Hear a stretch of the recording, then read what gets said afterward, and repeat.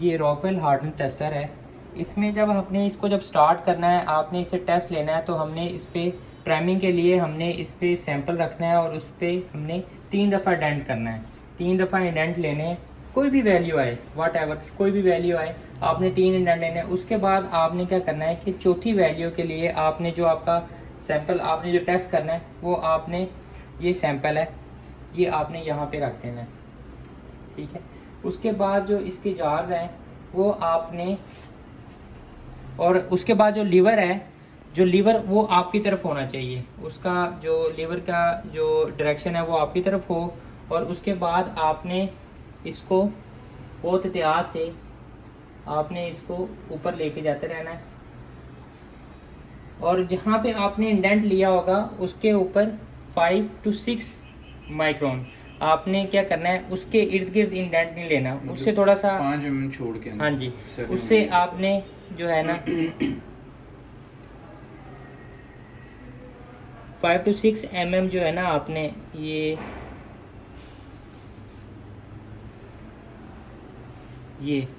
उसके बाद जब आपने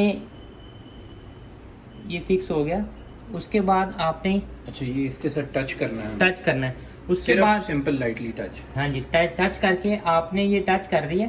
उसके बाद ये आपने ये जो इसकी एक ये वाली है, एक इसको क्या कहते हैं, रीडिंग वाली सुई है, ये स्केल है एक, और एक जो है ये इसकी हमारी इंडेंटर की सुई है। इंडेंटर की जो नीडल है, आपने वो नीडल जो है ना वो बिल्कुल इसके ब्लैक के साथ कोइंसाइड करनी चाहिए, और ये वो बड़ी वाली जो स्केल वाली नीडल है वो ब्लैक वाले के साथ कोइंसाइड करनी चाहिए जहाँ पे ये सेट लिखा हुआ है, ठीक है। आपने क्या किया जी, आपने ये 3 दफ़ा जो है ना, ये एंटी क्लॉकवाइज जो है ना, क्लॉकवाइज सॉरी, ये 3 दफ़ा मूव करेगी। अच्छा इन एनी केस ये तीनों दफ़ा मूव करेगी इन एनी केस। हाँ, ठीक है। उसके बाद आपने अच्छा मतलब इसे हम थोड़ा सा टाइट करेंगे तो ये मूव ये टाइट बहुत स्लो से होता है, टाइटिंग इतनी जोर से नहीं होती, बहुत स्लो है। उसके बाद आपने मतलब इसे हमें टाइट ही करना हाँ टाइट ही करना है, ये क्लॉकवाइज ही मूव करेगा। उसके बाद ये वाली वैल्यू जो नीचे इंडेंटर की है वो ब्लैक पे आनी चाहिए, बिल्कुल एग्जैक्ट। और उसके बाद जो स्केल की जो नीडल है वो भी ब्लैक के साथ और सेट के साथ आनी चाहिए, ठीक है। और हमने जो बी स्केल लेना है वो बी है, इसमें कंफ्यूज नहीं होना स्केल के अंदर कि जो जीरो है ना वो जीरो के साथ ये कोइंसाइड होना चाहिए। यहाँ पे 30 भी लिखा हुआ है, आपने उससे परेशान नहीं होना, ठीक है ना जी। अब हमने क्या करना है, उसके बाद हमने अब इस पे परफॉर्म करना है। टेस्ट परफॉर्म करने के लिए ये हमने इसका प्लंजर दबा देना। जब प्लंजर दबाया, ये सुई एंटी क्लॉकवाइज रिवर्स आ रही है। अब ये एक दफ़ा एंटी क्लॉकवाइज पूरा मूव करेगी, उसके बाद एक वैल्यू हाफ एक वैल्यू के पास आके जो है ना दोबारा रुकेगी। आप ये देखिएगा जरा।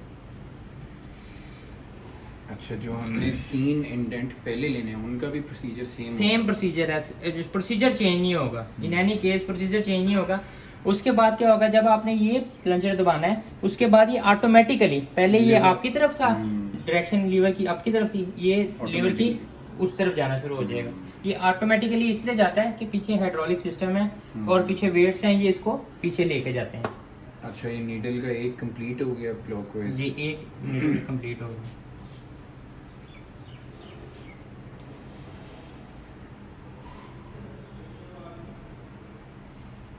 थोड़ा सा पीछे कर दो, थोड़ी सी पीछे।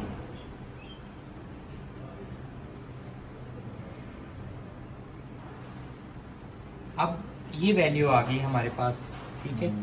जो भी है वट एवर, इसमें हमने जो है ना, इसमें भी नहीं आना, जो भी वैल्यू आ गई। उसके बाद हमने इसके ऊपर अब हमने ये इस पे क्राम साहब क्या कह रहे थे, ये क्या हाइड्रोलिक है ना, इस पे लोड आ गया इसके ऊपर हाइड्रोलिकली ना।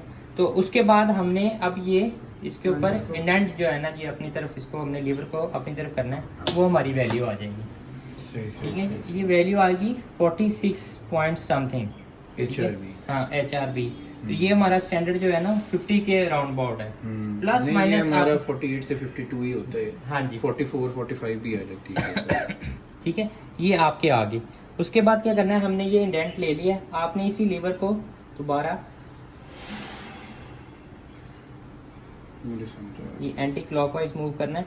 अच्छा अच्छा, जब मेक दोबारा श्योर करना है तब भी ये लीवर आपकी तरफ ही ये आपकी तरफ, ये मेरी तरफ ही रहेगा लीवर। जब आपने उस तरफ नहीं लेके इंडेंट तो इस लीवर से होना है ना। हाँ जी, इंडेंट इस लीवर से लेना है। अब आपने क्या करना है, मेक श्योर आपने ये करना है कि जब आपने ये सैंपल उतारना है ना, ये चीज इसके साथ इंडेंटर के साथ ना लगे, टच ना हो। ये कभी भी ना टच हो, ठीक है। टच होगी तो ये क्या कहते हैं डैमेज हो सकता है। एक अंदर डायमंड का पड़ा हुआ है, वो इसी तरह जो है ना हमारे पास जो मशीन्स आती हैं वो डिस्टर्ब हो जाती हैं। जब हम लगाते हैं वो डायमंड जो है वो टूट जाता है। और आपने क्या करना है कि आपके पास कोई ब्रीक शीट है, आपने इसको उतारना है तो इसको बहुत एहतियात से आपने उतारना है। यहाँ पे कपड़ा रख लें या इधर हाथ रखा हो और इसको आपने ऐसे निकालना है बाहर। इस वाली डेंटर को ये जो है अपनी सरफेस वैसे है हमें इसे निकालने की जरूरत तो नहीं पड़ेगी। पड़ती है कभी कभार, समटाइम्स अगर आपको जरूरत पड़े तो अगर आपने अगर ये लगाना है तो ये आप लगा लें। ये हमारी वैसे एप्लीकेशन हाँ जी, ये आपने यूज कर लेना है, ठीक है। ये एक आपको मैंने ये बता दिया। अब मैं आपको स्टैंडर्ड सैंपल्स जो हैं वो हम रन करवा लेते हैं। स्टैंडर्ड ये भी सैंपल्स और क्या भी नीचे हो जाता है। ये हाँ, जी, ये स्टैंडर्ड सैंपल है 30.4 का। एक सेकंड। एक जरा ये मैं करूं कंडक्ट। हाँ जी हाँ जी, ये अब आप नहीं करना है। ये 30 का सैंपल है, अब आप इस पे करें। अब आपने ये लीवर हमारी तरफ है। जो प्रिकॉशंस बताई हैं वो आपने देखनी है कि लीवर लीवर आपकी हमारी तरफ है। है। और ये जब आपने इंडेंट लेना है जो वो 5 mm का गैप हाँ देखिए। जी 3 to 5 mm